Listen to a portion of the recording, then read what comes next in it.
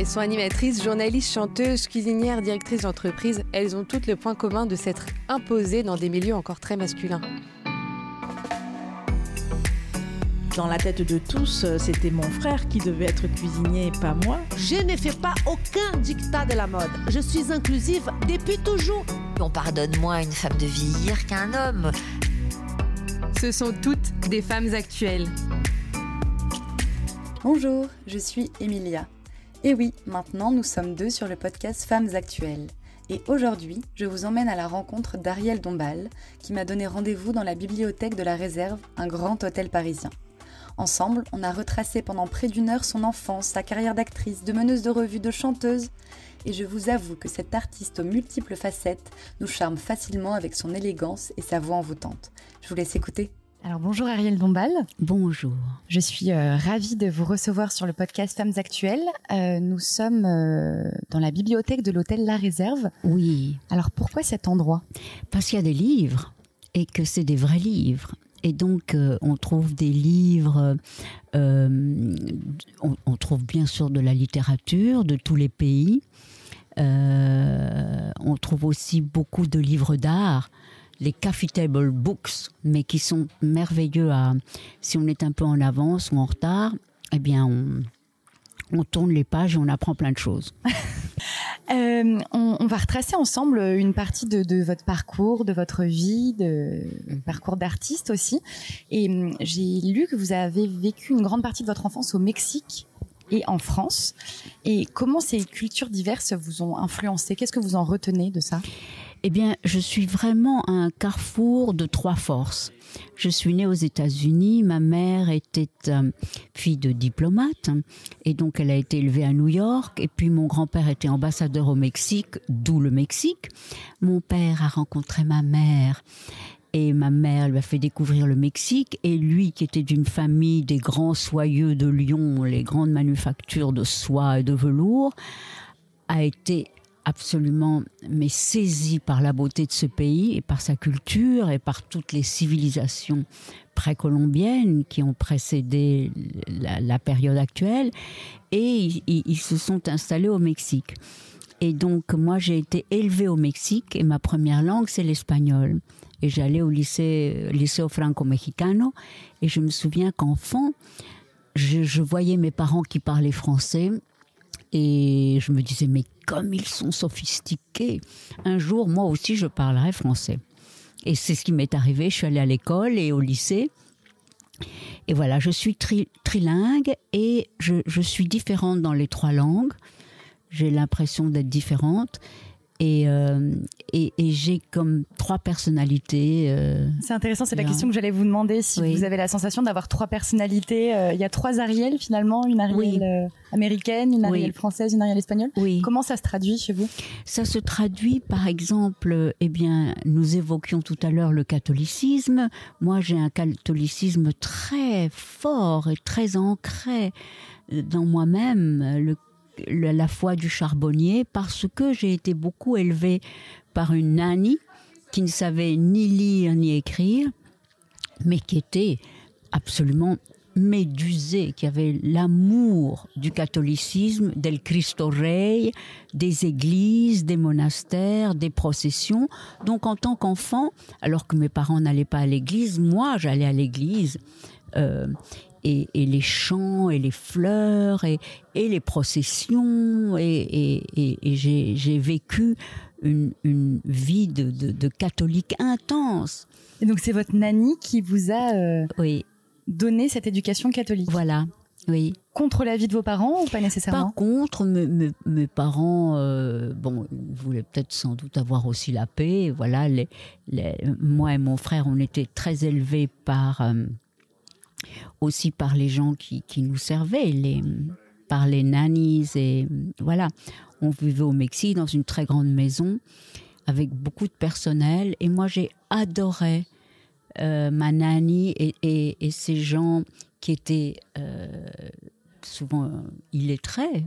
C'était vraiment des personnes adorables qui nous servaient. Je les ai tellement aimés. Et je me rappelle que ma nanny, je lui ai appris à lire quand moi-même j'ai appris à lire à l'école. vers 11-12 ans, je lui ai appris, elle connaissait les chiffres, mais je lui ai appris un petit peu à lire. Voilà, c'est une jolie histoire. Oui, et j'adorais, elle s'appelait Cecilia Estrada.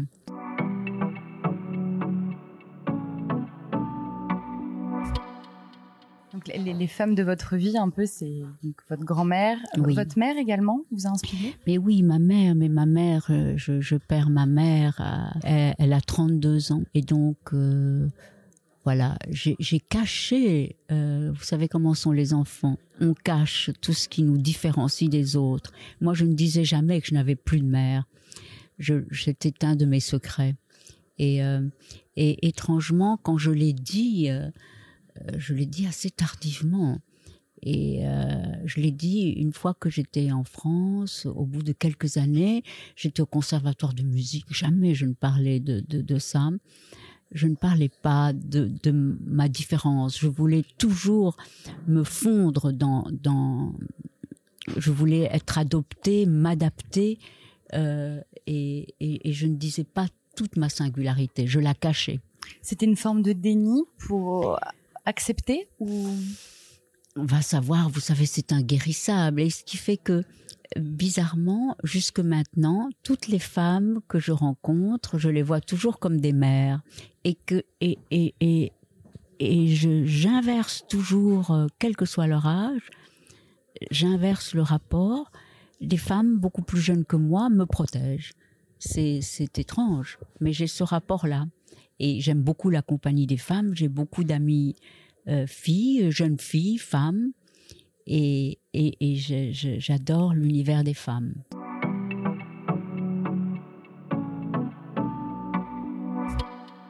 Vous avez fait le Conservatoire de Paris, vous m'avez dit. Oui. Plusieurs cours de théâtre. Comment ça a démarré pour vous finalement ? Eh bien, ça a démarré par la musique. On me disait que j'avais une voix qui était un trésor et qu'il fallait absolument la travailler, la développer. Et j'ai commencé par le bel canto et tout un parcours très classique. Ce qui m'a ouvert à la musique classique. J'en écoutais beaucoup parce que mes parents écoutaient beaucoup de musique. Je baignais dans la musique. Mais je ne m'étais jamais intéressée, je la connaissais. Là, je l'ai apprise. Et donc, j'ai petit à petit connu ma propre voix. J'ai eu des professeurs de chant extraordinaires qui m'ont... j'ai adoré mes professeurs de chant qui savent tirer de vous, là aussi, par la voix, ce qu'il y a de plus beau, de plus performant, de plus sensible. C'est toute le timbre, la couleur, l'émotion, l'intelligibilité. C'est un art tellement extraordinaire, le chant. Et c'est par le chant que je suis arrivée au cinéma parce que mon premier film, Perceval le Gallois, il fallait chanter, savoir chanter pour incarner cette héroïne du XIIe siècle, Blanche Fleur, Perceval le Gallois. Et donc, c'est en tant que chanteuse que je suis entrée au cinéma. D'accord. Mm-hmm. Et donc, la carrière d'actrice, finalement, vous ne l'aviez pas vue venir ? Oh, si. Je dis toujours que j'ai commencé par être un bébé. Et puis tout de suite après, j'ai été actrice. Et j'ai été toujours celle qui fomentait les pièces de théâtre à l'école. C'est moi qui montais les ballets, les French Cancans, les pièces de Feydeau, la comédie. J'étais le leadership de tout ça. Mais multigenre du coup finalement, parce qu'on passe de Feydeau à la meneuse de revue. Voilà, exactement. Okay, et ça, c'est resté, parce que oui. je fais toujours le grand écart, comme à la danse. Je fais toujours... J'aime que les horizons soient vastes et j'aime pas les frontières, j'aime pas les interdits, j'aime pas les fils barbelés. Arielle Dombal, vous avez conscience que vous êtes quand même une icône, vous êtes iconique, comme le nom d'ailleurs de votre album. Et on dirait que c'est un personnage finalement construit. Est-ce que vous avez conscience de ça ? Est-ce que c'est quelque chose qui vous plaît ?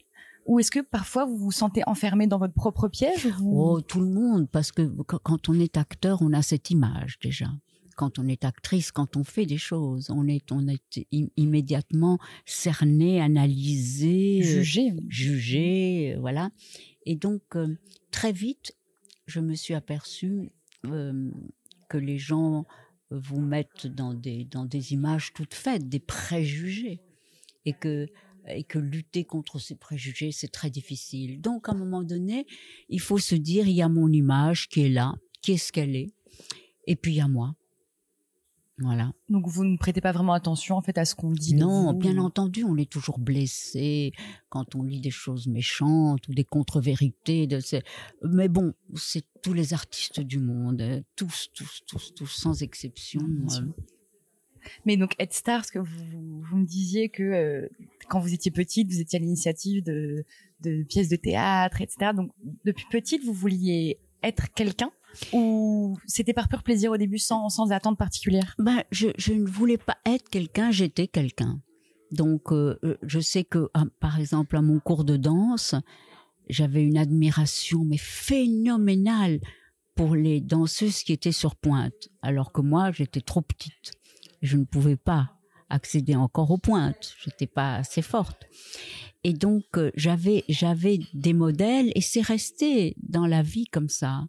C'est-à-dire que la figure de la ballerine me semblait une perfection.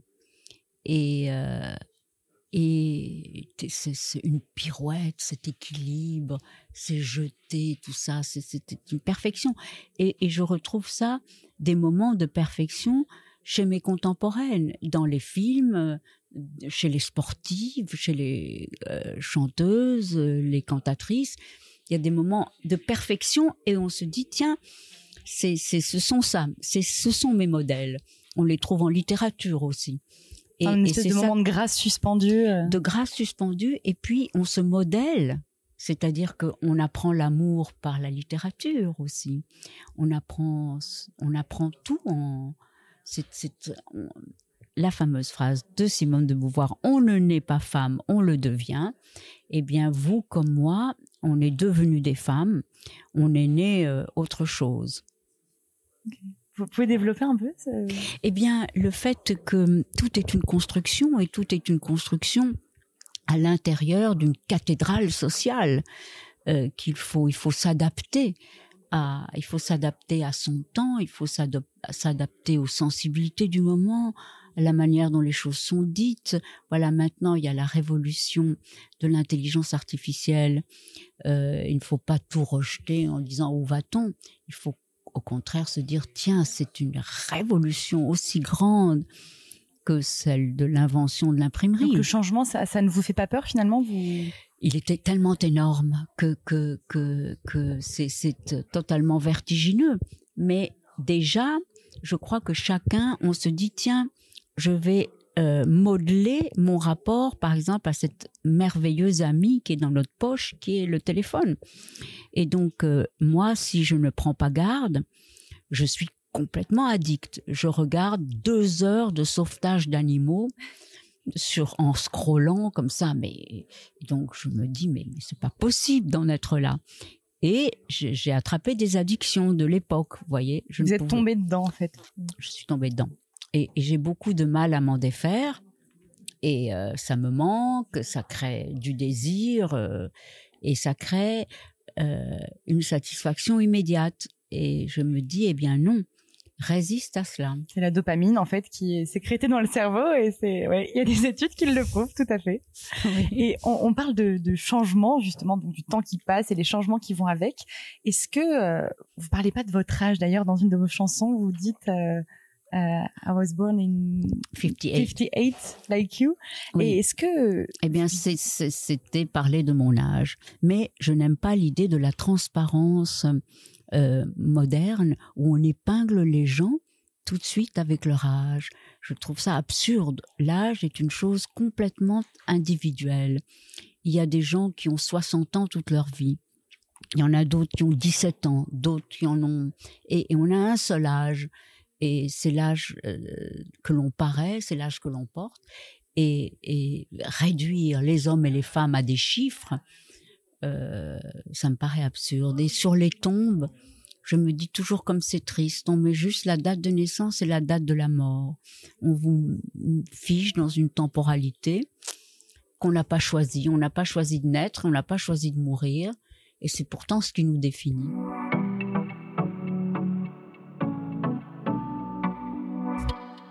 vous êtes un personnage public, vous êtes confronté sans cesse à votre propre image. Malgré vous, parfois, vous voyez. Qu'est-ce que vous faites pour rester aussi jeune, finalement? Est-ce que vous avez des secrets, le sommeil, le sport? Le secret, oui. Le secret, c'est bon. Je suis un peu particulière parce que je n'ai pas de famille, je n'ai pas de repères familiaux. J'avais un frère que j'adorais, mais il est mort. Mes parents sont morts, mes grands-parents sont morts. Je n'ai pas d'enfants. Donc, je suis un électron totalement libre et totalement indéfini dans le temps. C'est comme ça que je me sens.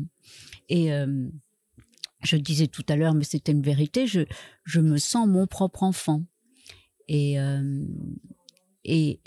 ça me donne aussi une liberté totalement vertigineuse, parce que c'est quelque chose qui est inconscient, mais je n'ai jamais voulu d'enfant.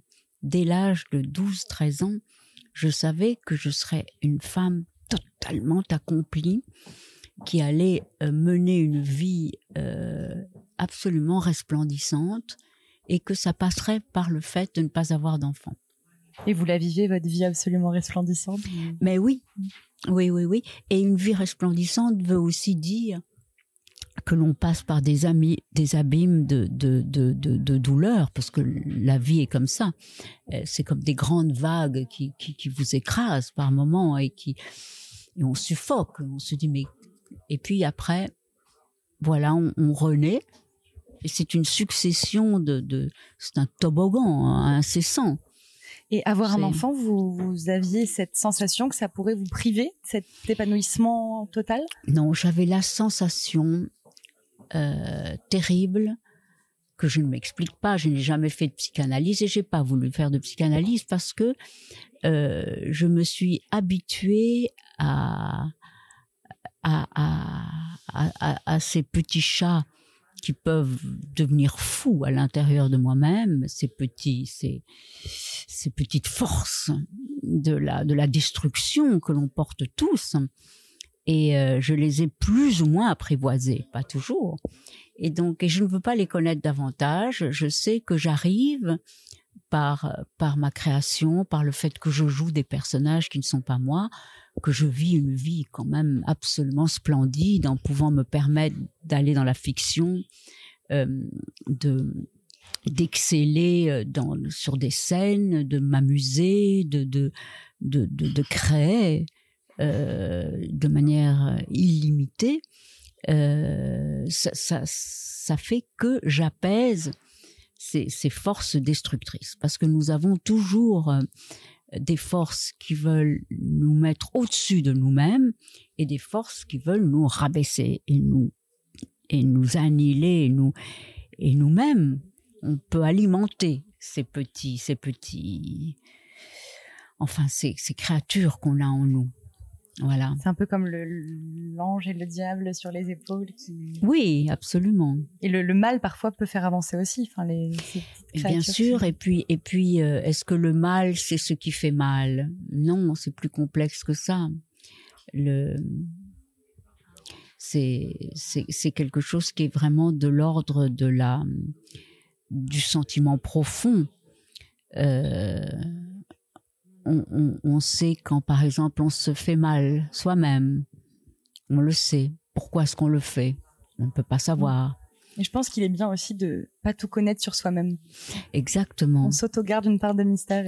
Mais je pense que de toute façon, nous sommes des êtres extraordinairement mystérieux et qui connaissons tellement peu de choses sur soi.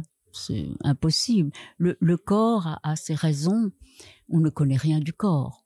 Nos gestes. Aucun geste, les 3/4 des gestes nous sont inconscients. Tout ce qu'on fait, la part de l'inconscient est immense. Et l'inconscient nous mène, c'est un langage. Et on ne peut pas l'amadouer. Et c'est pour ça que j'aime beaucoup la psychanalyse pour les autres. Mais jamais je ne me mettrai sur un divan de psychanalyste. J'aurais l'impression... de ne pas du tout être à ma place. Ah oui, ça vous fait peur? Oui. Ouais. On va retracer un peu votre carrière artistique. Donc, vous avez été actrice, enfin, vous êtes d'ailleurs actrice, chanteuse, vous avez été réalisatrice, meneuse de revue, vous avez embrassé beaucoup d'aspects de toute l'industrie du divertissement. Est-ce qu'il y a un rôle que vous préférez ?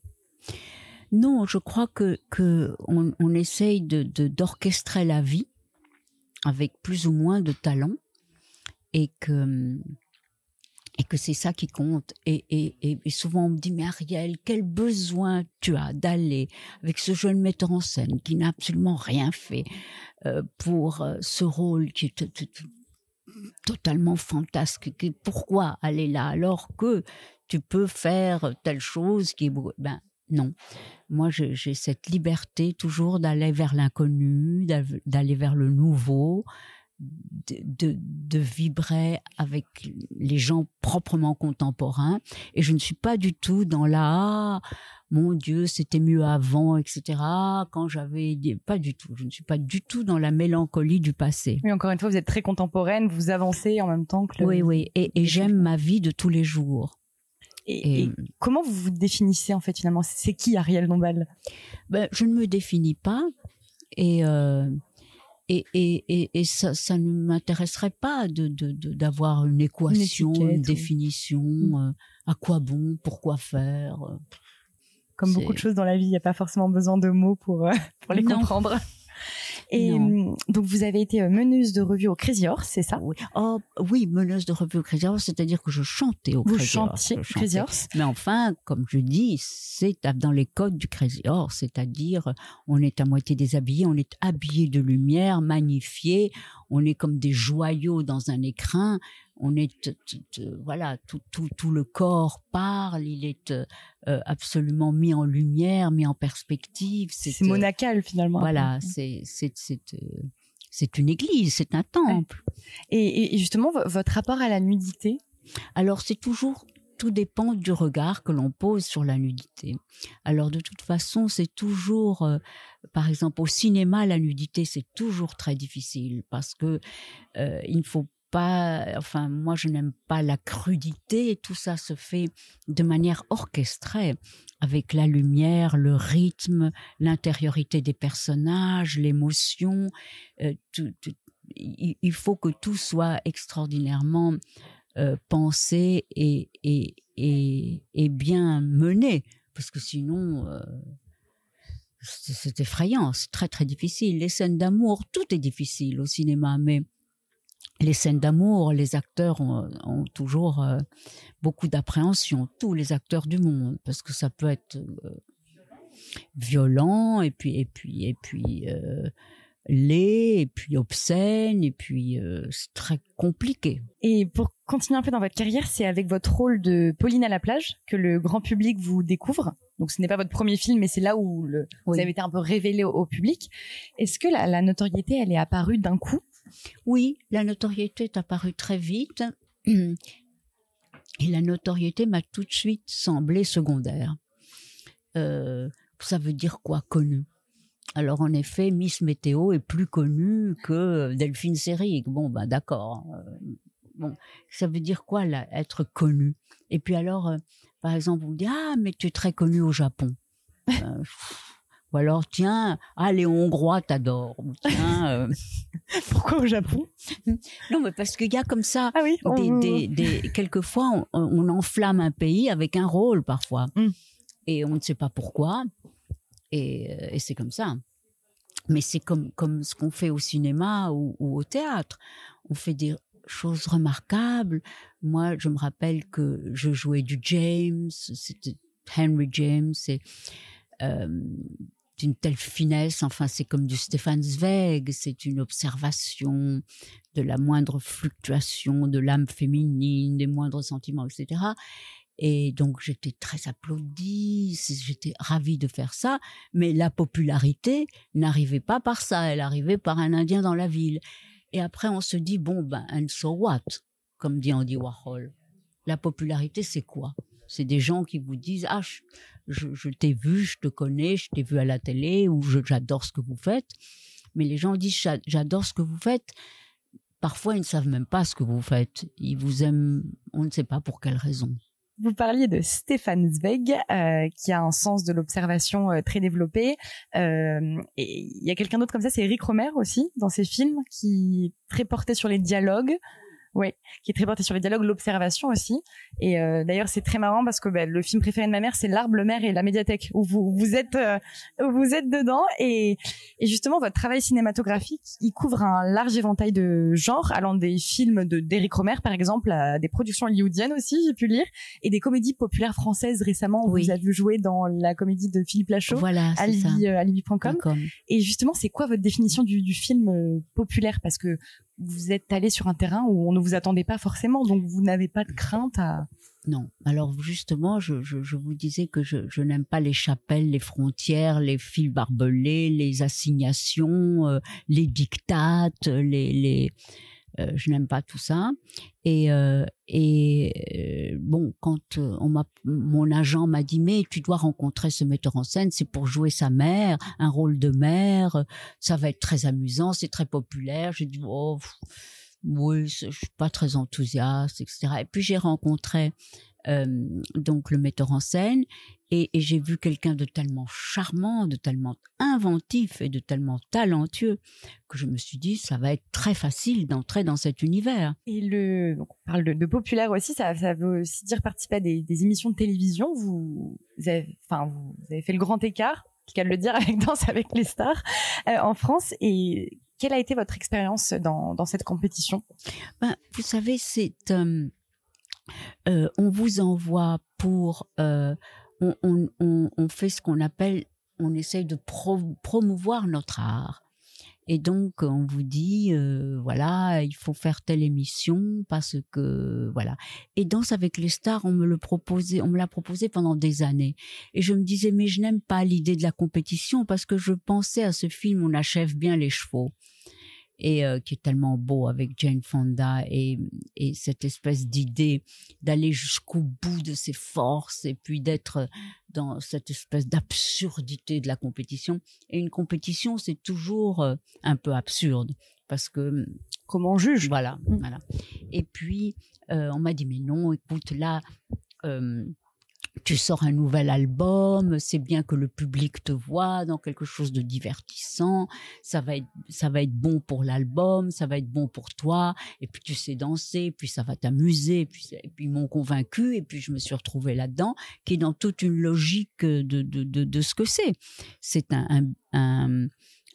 presque un reality show, mais de la danse. Et il y a des caméras tout le temps, pendant les répétitions, etc. Et puis c'est en même temps très orchestré. C'est de la télé-réalité.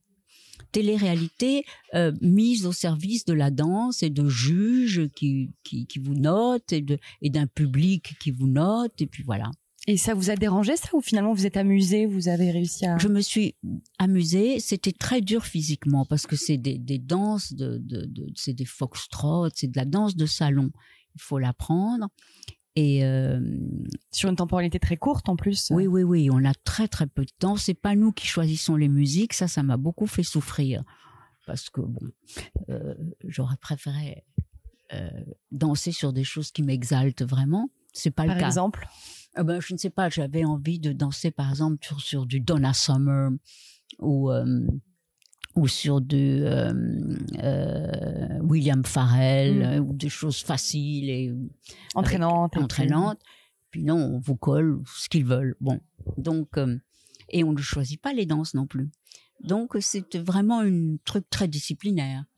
Mais c'est une compétition, il faut jouer le jeu, quoi. Et justement, pour continuer dans la télévision, vous avez souvent, votre nom est souvent apparu dans Masked Singer. Est-ce que c'est quelque chose... Masked Singer, on m'a tellement proposé d'être là-dedans. Oui. Mais je ne l'ai pas fait. Non, et vous n'avez pas forcément envie? Je ne sais pas très bien, je ne l'ai pas vu beaucoup. Les gens me disent, mais oui, c'est très drôle, etc. Mais je crois que j'en ai vu un tout petit fragment une fois, je ne sais pas ce que c'est. Okay. Mais on me l'a beaucoup proposé. Mais vous n'avez pas... Non, mais là, j'ai pas le temps de faire ça. Ok, d'accord.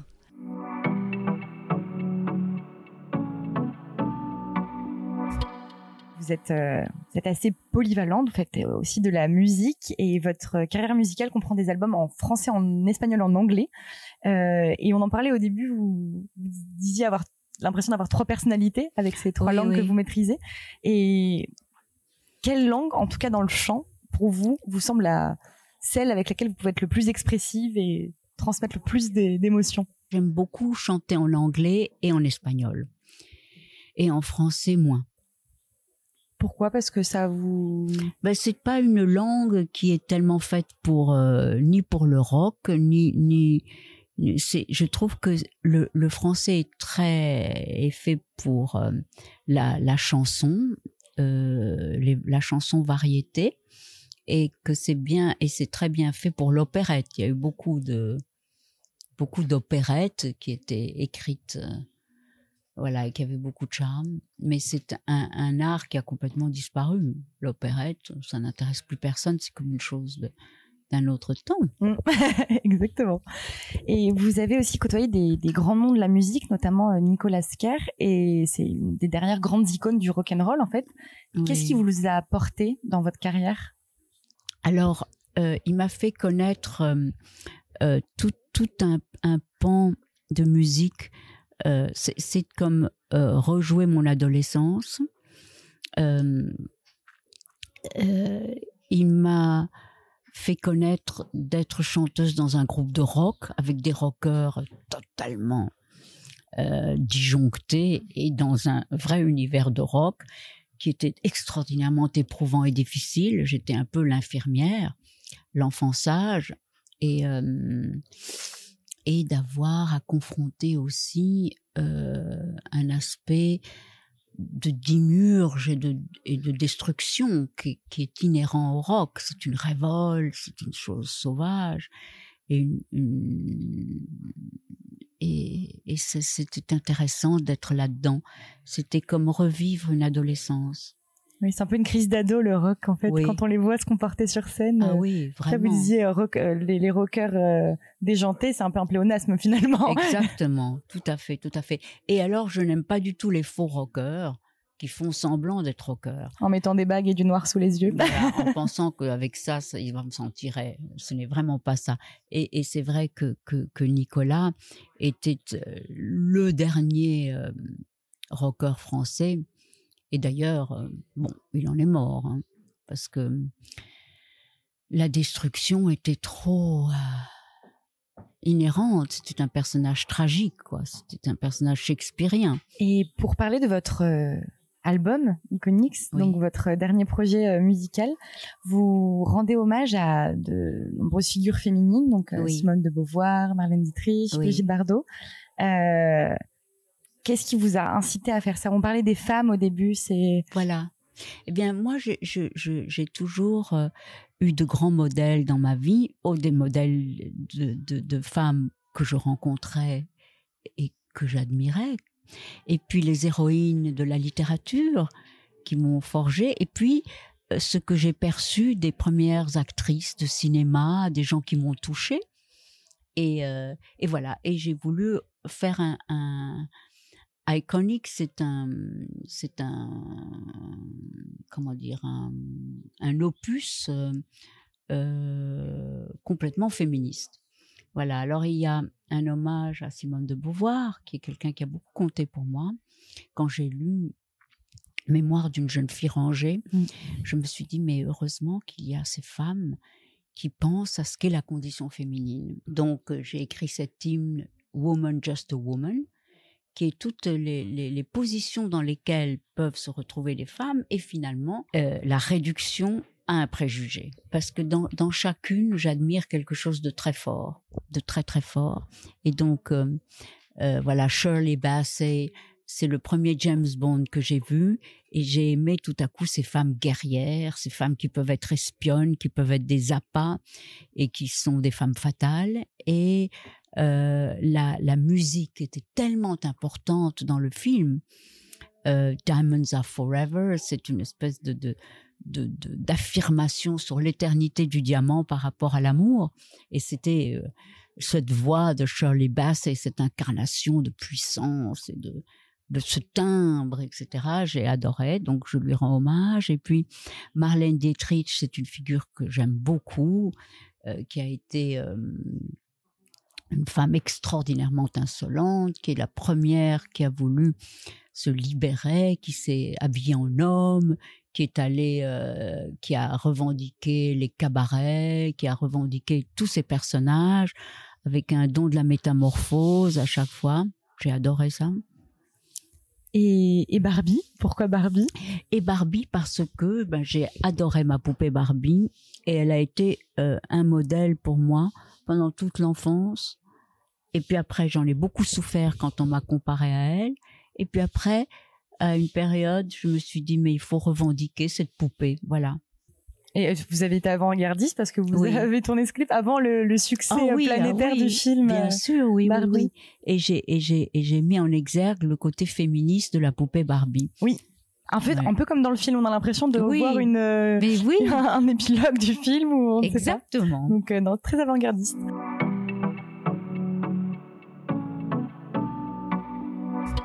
On va parler un peu de votre relation avec votre époux, Bernard-Henri Lévy. Vous avez partagé, j'ai pu lire que rien n'est acquis en amour et qu'il est toujours important d'éblouir, surprendre et se faire désirer. Alors comment vous arrivez à entretenir la flamme au quotidien? Ah mais voilà, je crois que chaque femme doit sentir cette particularité en elle qui fait que il faut deviner l'inconscient de l'autre d'une certaine manière et se couler dans la fantasmagorie de l'autre et voilà, et toujours l'éblouir et toujours l'aimer et placer l'amour au poste de commande de la vie, et aussi une part sacrificielle parce que si on met l'amour en exergue au poste de commande de la vie, il faut lui sacrifier des choses. Et je remarque aussi que vous ne portez pas d'alliance. Est-ce que c'est Non, parce qu'on a perdu notre alliance, Bernard-Henri pendant la guerre à Sarajevo et moi dans la mer, dans le Pacifique.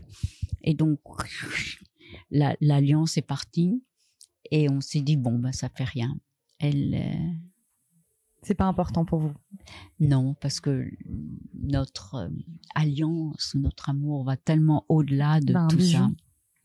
Voilà. Alors, vous êtes également défenseur des droits des animaux et végétarienne. Depuis combien de temps? C'est un combat pour vous. Quand est-ce que vous avez arrêté de manger de la viande? J'ai été écolo depuis que je suis toute petite et j'ai sauvé des animaux. Dès que j'ai eu 4 ans, j'ai vu que le petit âne avait une blessure et que l'énorme paquet de bois qu'il portait sur le dos frottait sur la blessure, et je me suis mêlée de la souffrance des animaux dans un pays très pauvre où il y a une misère terrible, et je me suis penchée sur la plus misérable des misères, qui est celle des animaux qui sont absolument méprisés. Et donc voilà, j'ai sauvé des iguanes, je me suis interposée dans des camions où il y avait de pauvres animaux assoiffés, agonisants. J'ai fait arrêter le camion, je jetais des seaux d'eau pour les rafraîchir. Enfin, j'ai fait tout ce que j'ai pu à mon humble niveau pour sauver les animaux. Voilà, j'ai toujours fait ça. Voilà, et puis j'ai un refuge de chats à Vence dont je suis la marraine et la bienfaitrice. Les gens abandonnent les chats et n'aiment que les chatons. Et donc là, c'est un endroit où j'ai fait arracher les cages et les barreaux, comme dans la vie. J'aime pas les barreaux, j'aime pas les prisons. Et donc, pour qu'ils aient un endroit où au moins ils soient libres, et des petits chalets où ils puissent se réfugier, et puis en espérant que les bonnes âmes viendront et se diront, tiens, ce chat, je vais lui rendre une vie heureuse chez moi. Et comment s'appelle votre refuge? Stella. Stella. Oui. Il est situé où? À Vence. À Vence. Oui, Saint-Paul-de-Vence, près de Saint-Paul-de-Vence. Et végétarienne, du coup, ça fait combien de temps? Oui, depuis très longtemps. Oui. Oui, mais je ne digère pas les agonies, comme dit Marguerite Yourcenar. C'est comme si on me disait, écoute, mange un petit bout de toi, ça te fera du bien. Pour vous, les animaux sont comme les humains? Les animaux sont des êtres qui sont chaque espèce est très particulière. J'adore les oiseaux aussi. Je les observe beaucoup. J'adore toutes sortes d'animaux différents et il y a une communication qui se fait avec les animaux, notamment avec les animaux domestiques, qui est un lien tellement fort, tellement fondamental. Moi, j'ai adoré tous mes animaux et ça a été une tragédie quand ils ont disparu. Ah oui.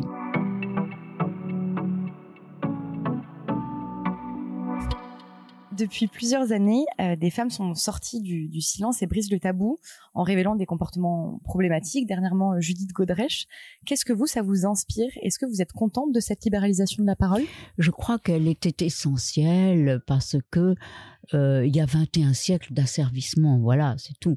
Mais que je trouve qu'on parle très peu des femmes afghanes qui n'ont plus le droit à l'éducation, des femmes iraniennes qui n'ont pas le droit de sortir cheveux au vent, et qu'on parle pas non plus de ce troc planétaire des femmes. Dans tous les pays pauvres, on vous échange encore pour un lopin de terre, et les mariages arrangés ont énormément encore cours, et ça c'est une chose mais révoltante au plus haut point. Et donc bien sûr que le cinéma doit être il faut essayer qu'il n'y ait pas ces abus insupportables, et qu'il faut que la parole soit libre. Maintenant, je n'aime pas non plus les positions victimaires pour vendre un livre ou voilà. Je n'aime pas non plus cet abus et ce féminisme castrateur qui peut être contre les hommes et les mettre tous dans le même sac du patriarcat brutal. C'est absurde. Et justement, comme d'autres noms, Nathalie Baye, Yvan Attal, vous avez été signataire de la tribune publiée dans le Figaro pour N'effacez pas Gérard Depardieu. Pourquoi c'était important pour vous d'apporter votre soutien? C'est-à-dire, je suis la marraine de Billy, qui est le fils de Julie Depardieu et Philippe Catherine.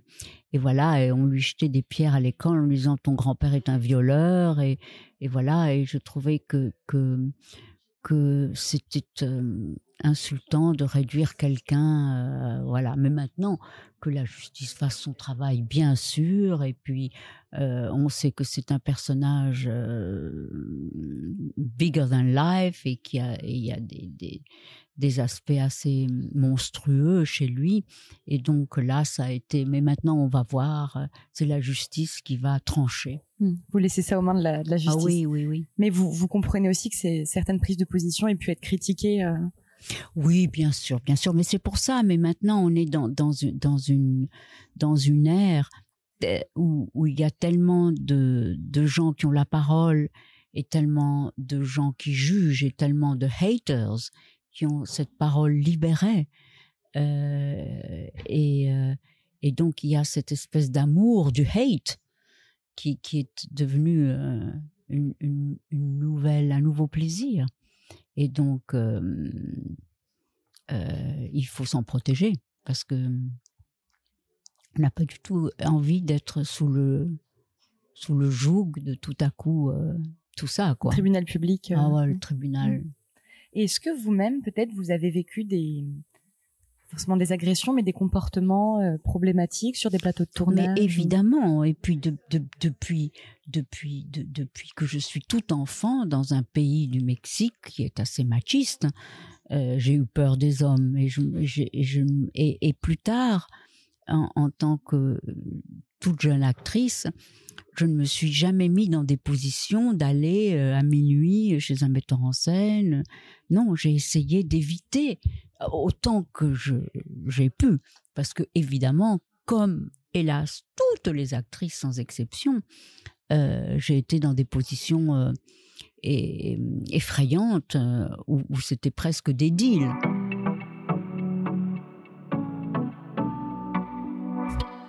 Je voulais parler aussi de votre style. Là, vous avez une robe, on peut la décrire, une robe rouge avec des lapins qui sortent comme dans un chapeau de magicien, c'est ça? Un petit peu, c'est vrai. C'est un peu Wizard of Oz. Oui, magicien d'Oz, exactement. D'ailleurs, je rends hommage à Judy Garland, que j'aime beaucoup. Et oui. Vous avez la mode et le style sont des aspects importants de votre identité. Et comment vous voyez justement ce lien entre la mode, l'expression de soi, le féminisme Est-ce que pour vous, c'est important de cultiver ce style? C'est-à-dire que vous savez, est-ce qu'on a trouvé son style? Est-ce qu'on trouve son style? On dit le style, c'est l'homme. Bon, voilà. Moi, j'ai toujours été plutôt... on m'a toujours dit que je devrais être plus low profile d'une manière générale et que je devrais mettre des chignons, des souliers plats et mettre des grands imperméables et la jouer rase-mur et que ça serait beaucoup mieux. Mais je ne l'ai pas fait. Voilà. On vous l'a reproché parfois d'être... Mais oui, justement. Quand on a voulu vous soumettre... En me réduisant à la fameuse poupée Barbie. Et vous n'avez jamais... jamais cédé. Voilà, je n'ai pas cédé. Peut-être qu'un jour, je serai plus sage. Sûrement. Est-ce que vous avez envie de vous assagir? Non. Voilà, pour l'instant. J'ai pas l'impression. Merci beaucoup, Ariel Dombal, d'avoir répondu à mes questions. C'était un plaisir de vous recevoir.